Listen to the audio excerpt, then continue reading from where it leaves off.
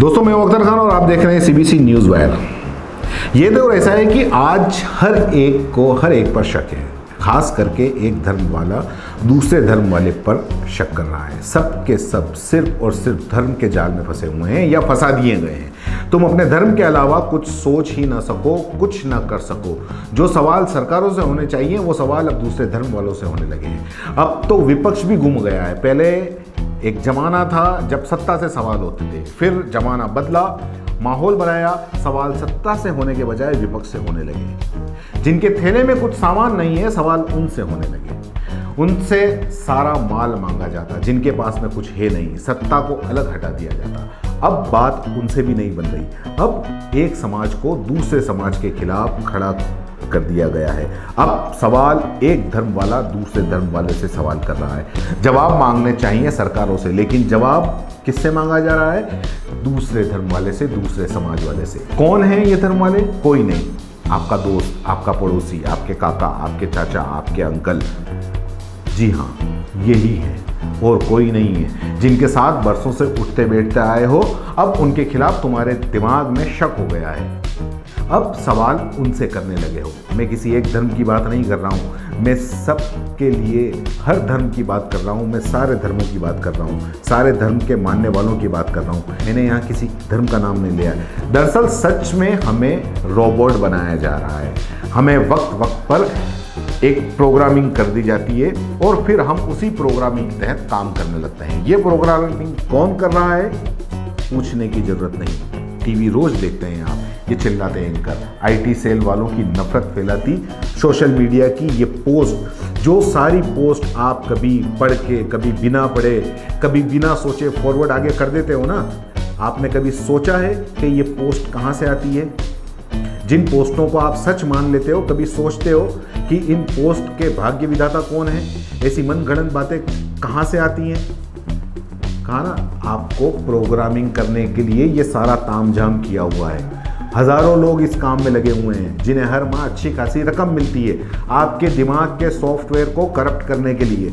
आपके दिमागी सॉफ्टवेयर का पासवर्ड दरअसल इन लोगों को पता है और मुझे भी पता है, आपको भी पता होगा, सबको पता है। और वो पासवर्ड है आपका धर्म, आपका मजहब। बस उसी पासवर्ड के सहारे आपके दिमाग में घुस के आपको प्रोग्राम कर दिया जा रहा है और आप उसी तरह से सोच रहे हो, उसी तरह से काम कर रहे हो। कभी एक दूसरे से नफरत करने में लग जाते हो, तो कभी भीड़ बनकर एक को मारने निकल पड़ते हो। कभी साइंस को, हकीकत को साइड में रखकर, हटाकर, इन सबको हटाकर मौलवी, पंडितों और समाज के धार्मिक बने ठेकेदारों की बात को सच मानने लगते हो। कभी हाथों में पत्थर उठा लेते हो और उन पत्थरों को उन्हीं को मारने लगते हो जो आपकी जान बचाने की कोशिश कर रहे हैं। और ये कोई एक धर्म के लोग, एक समाज के लोग नहीं कर रहे हैं, सब के सब शामिल हैं। दुनिया पर कहर कोरोना का आया है, लेकिन हमारे यहाँ उससे बड़ा वायरस पैदा कर दिया गया है और ये वायरस है धर्म का, नफरत का। लड़ना चाहिए कोरोना से, लड़ रहे हैं दूसरे धर्म वालों से। और इस लड़ाई में ये तमीज भी भूल गए हैं कि जो लोग आपकी जान बचाने के लिए आ रहे हैं, आप क्या कर रहे हैं उनके साथ में? उनके दुश्मन बनकर उन पर पथराव कर रहे हैं। एक तरफ इंदौर मुरादाबाद है तो एक तरफ बिहार औरंगाबाद है।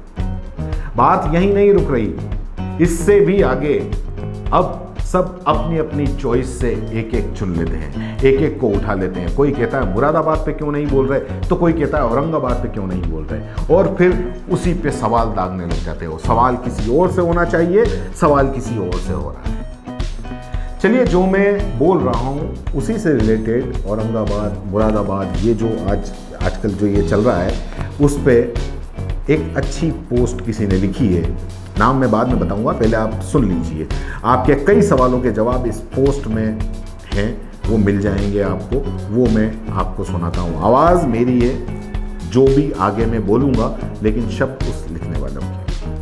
अगर किसी भी व्यक्ति ने कोई आपराधिक काम किया है तो वो बिना किसी संकोच के उनके खिलाफ कार्रवाई करिए, और यदि कोई उसके समर्थन में आए तो उसके खिलाफ भी कार्रवाई करिए।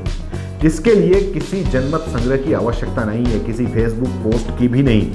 ये कानून की आज्ञा है, कोई चॉइस नहीं। मैंने सबसे पहले लॉकडाउन के दौरान मस्जिद में नमाज पढ़ने पर आपत्ति उठाई, फिर जमातियों के जमा होने पर एक्शन लेने की बात कही।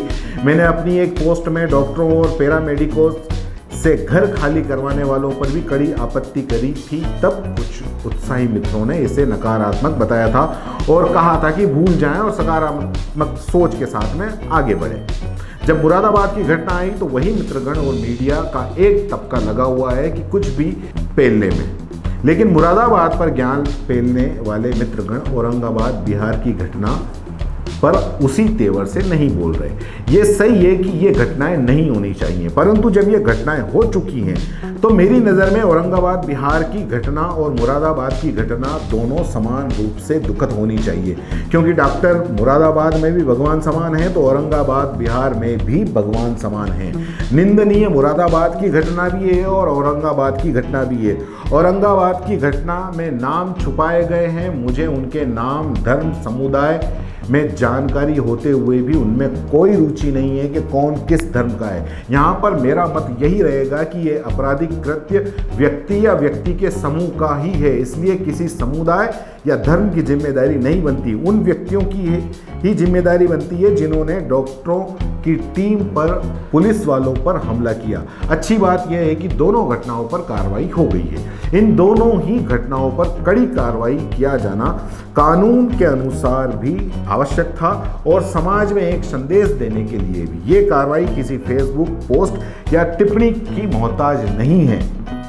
तो मेरे ज्ञानी मित्रों, कृपया ध्यान से सुनो। ऐसे आपराधिक कृत्यों से निपटने के लिए हमारा प्रशासन पूर्णतः सक्षम है, परंतु इन घटनाओं की आड़ लेकर जो गंदगी फैलाई जा रही है उसको साफ करने में प्रशासन को व्यस्त मत करिए। ये भी ध्यान रखें कि फेसबुक की जो पोस्ट आप तक आ रही है वो कुल का 0.00001% भी नहीं है। क्या आपको पता है कि आपकी मित्र सूची में से 10% से ज़्यादा की पोस्ट भी आप तक नहीं पहुंचती? आप अपनी फेसबुक की न्यूज़ फीड को संसार समझ बैठे हो, वो इतना बड़ा है कि उसकी कल्पना आप कर भी नहीं सकते। लेकिन फेसबुक पर आप वही देखते हो जो आप देखना चाहते हो, क्योंकि फेसबुक पर आपके दोस्त वही बनते हैं जो आपकी विचारधारा के हैं, और दूसरी विचारधारा के लोग जल्द ही या तो कन्नी काट लेते हैं या फिर खुद उन्हें अनफ्रेंड कर देते हैं आप।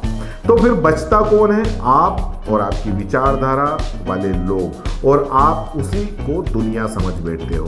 कुछ दिन पहले किसी ने ऐसे ही फेसबुक पर इस आशय से संदेश डाला कि आज देश में इतनी बड़ी घटना हो गई, लेकिन 20 करोड़ लोगों में से किसी के द्वारा समर्थन में पोस्ट नहीं देखी।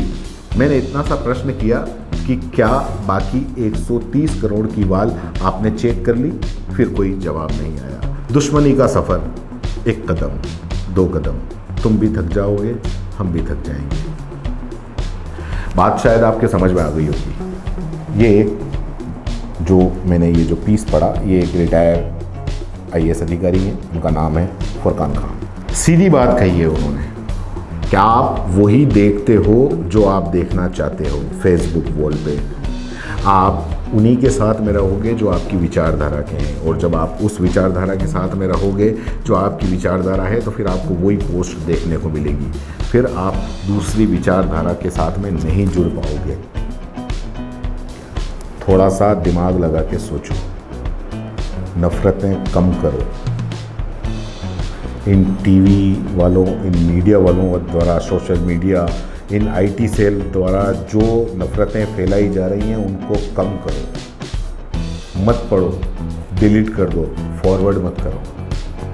मेरे कहने से वैसे कुछ होगा नहीं, लेकिन फिर भी अगर मेरे कहने से 3 लोग भी ये बात मान लेते हैं तो मैं अपने आप को धन्य समझूंगा। जय हिंद, जय भारत। अगर आप YouTube पर देख रहे हैं तो CBC न्यूज़ वायर का चैनल सब्सक्राइब करिए, पास में दिख रहे बेल आइकन को भी दबाइए, ताकि जब भी हम आपके लिए कोई खबर, कोई जानकारी लेकर आएं तो सबसे पहले आपके पास नोटिफिकेशन पहुंचे। अगर आप Facebook पर देख रहे हैं तो CBC वायर का पेज लाइक करिए। अगर आप Instagram पर देख रहे हैं तो आप हमें फॉलो कर सकते हैं।